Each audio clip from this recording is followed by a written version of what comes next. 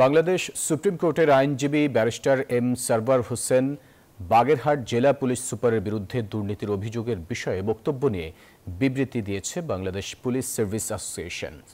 বলা হয়, ভিডিও পর্যালোচনায় দেখা যায় ব্যারিস্টার এম সরওয়ার হোসেন বাগেরহাট জেলার পুলিশ সুপার তৌহিদুল আরিফ সম্পর্কে কম বেশি 10 কোটি টাকার দুর্নীতি উল্লেখ করে খাতওয়ারি দুর্নীতির বিভিন্ন পরিমাণ উল্লেখ করেছেন।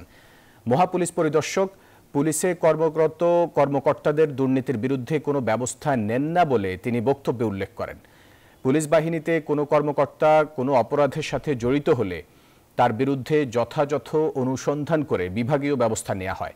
আইন অনুযায়ী সাক্ষ্য প্রমাণ ছাড়া কারো বিরুদ্ধে গণমাধ্যমে এরকম বক্তব্য উপস্থাপন ব্যক্তি ও প্রতিষ্ঠানের মানহানির শামিল। বাংলাদেশ পুলিশ সার্ভিস অ্যাসোসিয়েশন এ ধরনের বক্তব্যের তীব্র নিন্দা ও প্রতিবাদ জানায়।